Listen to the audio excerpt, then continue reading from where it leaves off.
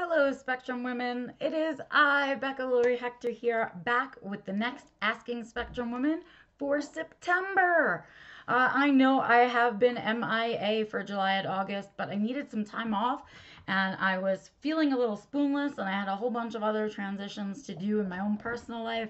So I needed those 2 months to take off, but I am back in September and I am here to answer your questions. So get ready, people. Well, actually, I don't want to say Spectrum Women anymore. I want to say fans of Spectrum Women. So, because I know from absolutely from feedback that women are not the only people that watch Asking Spectrum Women. So, welcome back to all of the fans of Asking Spectrum Women. I appreciate it.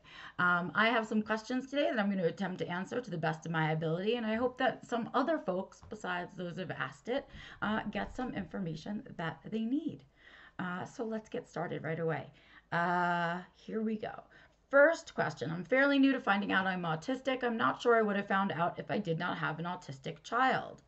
Um, and so he is 12, she's 49. So when she was 60, she found out that she is autistic. So here's a 60-year-old woman, and communication has always been my challenge. I either talk too much, I tend to get passionate about topics I like, and it seems like a lot of people don't appreciate that. Then I catch myself and overcompensate and almost stop in the middle of conversation. It's like stage fright. I usually try to avoid situations with a lot of potential conversations, but that is not always possible. I have tried strategies like try and pre rehearse them, but that's not very natural. I don't want to fix myself, but is there some way to manage my conversation challenge? All right, well, this is a perfect question. So let's think about this whole scenario.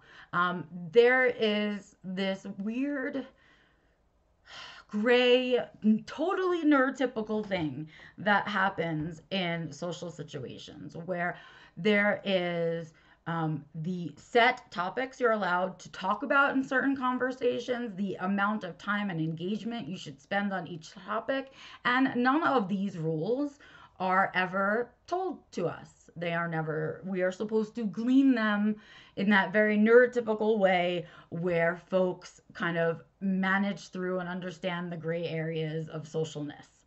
Well, now that you know that you're autistic, you are welcome to the information that you will never be able to figure that stuff out because they are unwritten social rules that matter not to the autistic brain.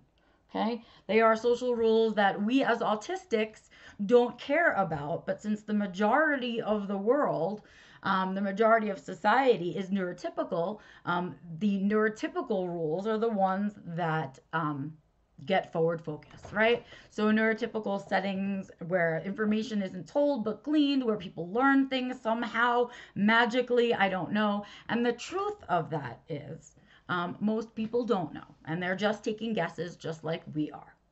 Here's the difference. Because we feel different and because we've been told that we communicate differently, we put it upon ourselves to feel self conscious when we make them uncomfortable. In this scenario, by being too excited or too long winded about a particular topic, right? Whereas other autistics will find joy in your joy and enjoy learning from you and hearing your excitement and all of that stuff.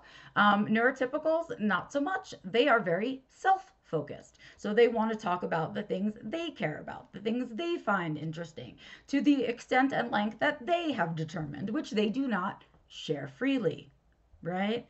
So there's a lot of guessing games. You are not alone in feeling that way.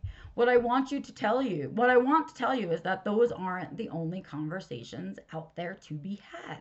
Now that you know that you're autistic, what you should do is seek out fellow autistics to communicate with, right? We love when you get long winded. We love to hear your passion. We'll share it back at you with our own passion, right? And so, limiting yourself isn't the answer. Fixing yourself, adjusting yourself, working on this challenge isn't the answer. Because the answer is there's no right answer, right? Neurotypicals just don't share it with us. And so instead of avoiding situations where you think there will be a lot of conversations, what I'd love for you to do is reframe it and say, I'm going to avoid situations where there is a lot of inauthentic conversation. right? Because those are the ones you're struggling with. The ones where the conversations really have no meaning, and whether you have passion about the topic or not matters not. It's just that you're networking and doing the social graces. So, what I want you to think about is that those social events come in two different categories, not actually about conversation itself, but the level and kind of conversation that you'll be having at these events. When you begin to regroup your conversations into authentic versus inauthentic, you will understand that you don't have to put as much energy into the inauthentic conversation. Just not worth it, right? You can be a listener, you can be an aha-er, you can be a head shaker. As long as you look like you're paying attention to the conversation, that's what those neurotypicals are looking for. If you're looking for real conversation, I highly suggest you go and seek out your fellow autistics. We love a good real conversation. Or find the neurotypicals in your life who enjoy that level of conversation too, right? That's the difference. Autistics really, we like real conversation. We like real talk about real things that people care about. Neurotypicals don't seem to care whether they do that or this other social graces kind of not really caring social conversation where they ask you how you are, but they don't really care about the answer, right? And in that case, it wastes your spoons to say anything more than fine, right? And so figuring out which are the authentic situations where there are authentic conversations happening versus ones where they are inauthentic conversations, I think will help you out a lot.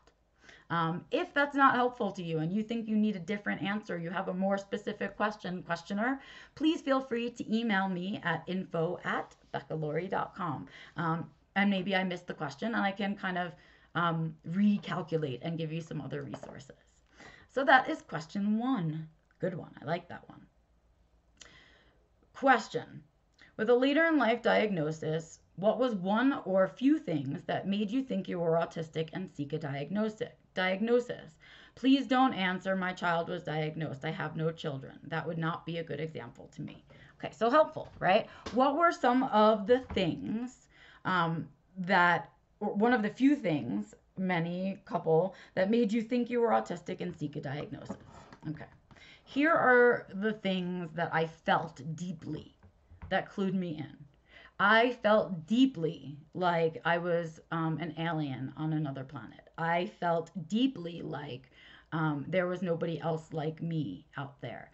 I felt like I didn't belong, like I needed to constantly be adjusting myself for and adjusting myself in order to try and fit in enough to succeed. Like I just didn't fit ever, not at a certain point in my life, but like ever. So I never fit with my peers the right way. I never felt like I belonged. I thought very differently from other people. I made decisions very differently than other people. And the older I got, the more clear that became. And unfortunately for me, a lot of people put that under the category of mental illness, right? Which meant that people were looking for a mental illness root cause. And so I was constantly being treated for my depression and my anxiety. But what was underlying all of that was a lot of trauma related to not being understood, right? Because my brain was different my whole life. And so I think I always knew that. I always felt different. Things that were easy for other people were hard for me, whereas things that were hard for them were easy for me. So school, studying, learning new things, details, skill sets, easy for me, right? Memorizing, easy for me.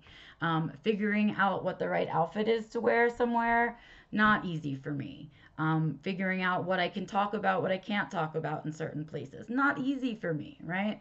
And so I found that that was my struggle. For me, the tipping point was that I was unable to find a profession, job, career, set an employment situation that really worked for me. I was unable to take care of myself in that way.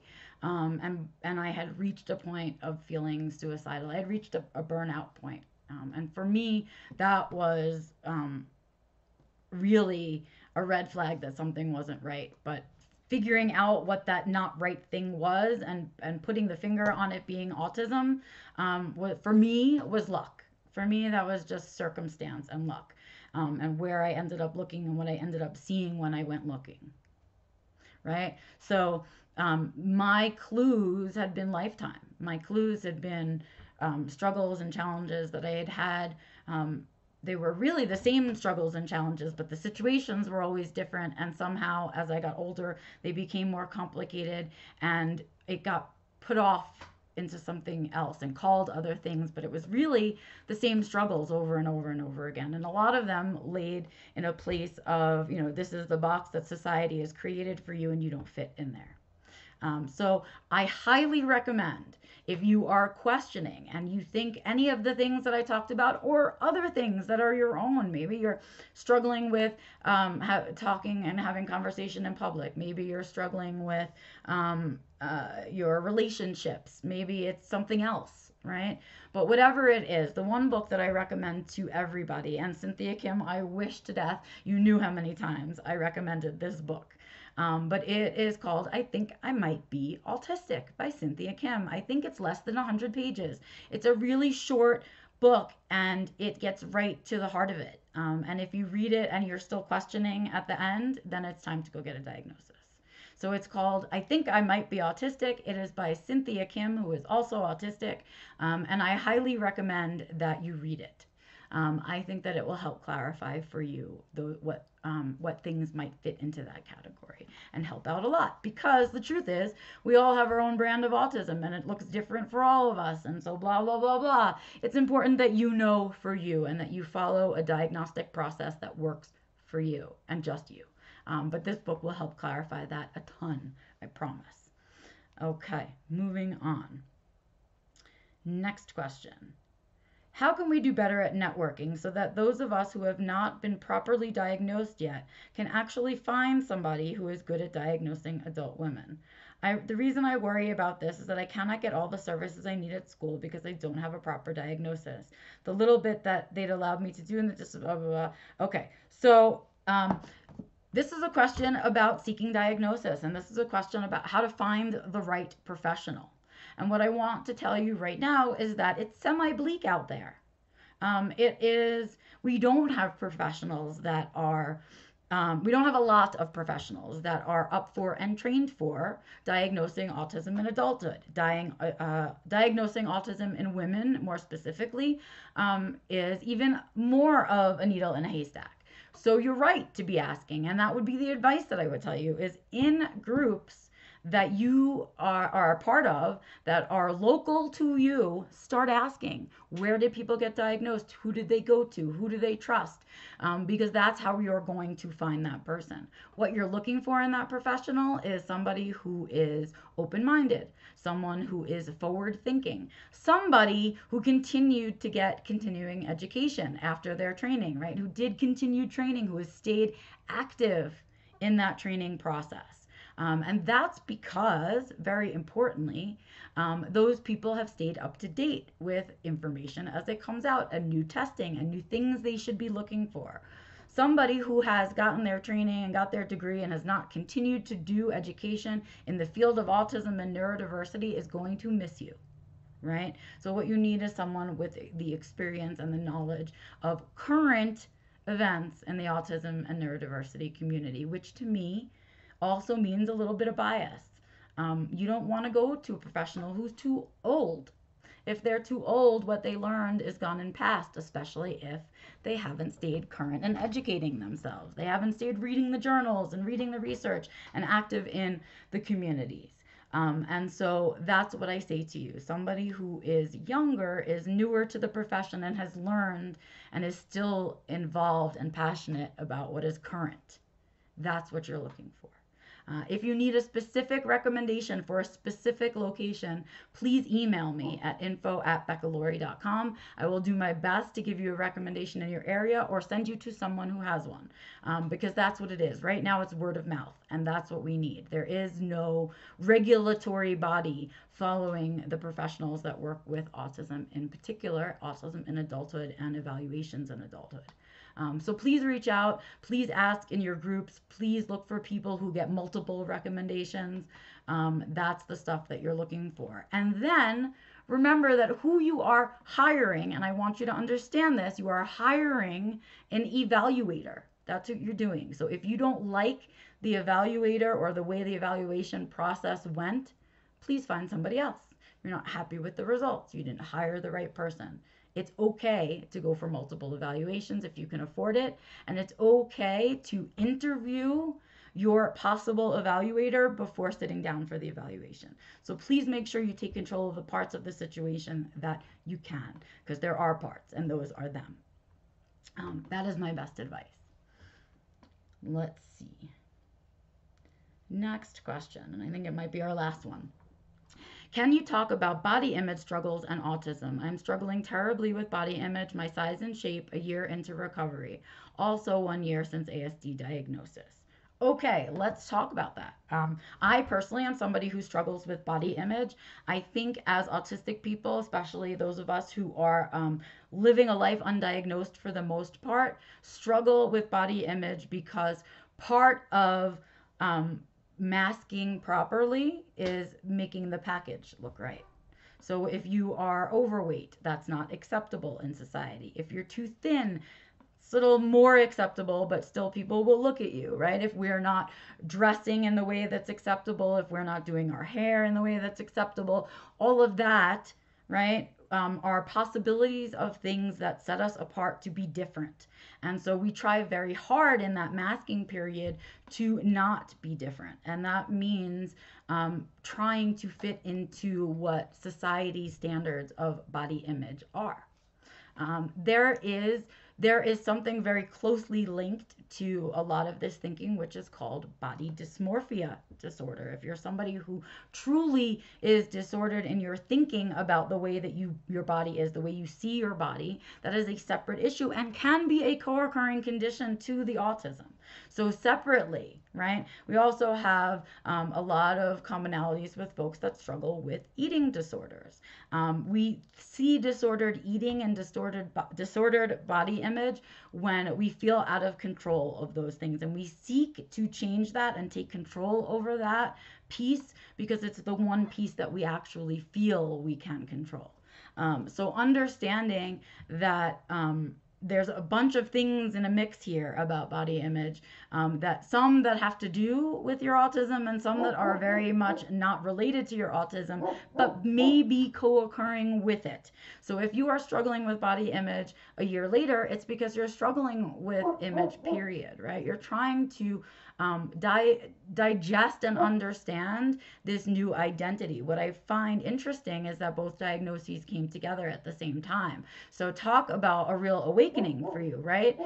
So it's going to take time to digest this new identity. It's going to take time to get comfortable in that new skin and figure out how to be in it comfortably. The body part and the mental part, right? How you think about yourself. And those are all very deeply connected. So what I suggest is that you keep working at it. I suggest that the work is not done if you are still struggling, right? And it may never end. So don't think that a year later it's all over and you're all done digesting it. It's time to get out there and do some more therapy. Find a therapist that can understand both of the struggles and how they may come together. And look for some support groups where you can find some places to do some more work. You can look for a coach or a mentor like me to help you do the next stage of processing. But it sounds like you still need some help doing the process. And a year later, that doesn't surprise me. It took me, I was in therapy every 2 weeks solid for 6 years, almost 7 years after my diagnosis. There's no way a year later these issues have disappeared. So get back out there and work on it. Know that the work you're doing on you right now is probably the most important work that you'll ever have to do. So make it a priority and get out there and do it. If you're struggling, that means you still need help. So let's get out there and ask for the help that we need so we can build the lives that we really love. That's really the goal. Is it common? Yeah. Are you alone? Definitely not. So get out there and find a support system. We're out there. There are plenty of us who struggle with similar things as you do. So don't let yourself be alone in it. That will also help, knowing that you're not alone. All right. That is the best advice that I can give you. That's not to say it's the best advice in the world. So if you disagree with me, go out there and seek some other information. Make sure to do your research, do your homework. You are the most important thing to you in your life, period. You are the only one who will take care of you. So make yourself a priority. If you have any other questions or you have questions you'd love to see answered right here on Asking Spectrum Women, please feel free to put them right in the comments of wherever you're seeing this video or email them to me at info@beccalory.com. I'll pop them on the list, and the next recording of Asking Spectrum Women, there they will be. Yeah, so please feel free to ask me whatever it is that you're needing. Hopefully my answers help you, but also help somebody else not quite ready to ask the questions also. Thank you so much for spending some time with me this September for Asking Spectrum Women. I look forward to your questions and giving you a new episode in October. Have a good one, fans of Spectrum Women. I will see you next time. Bye-bye.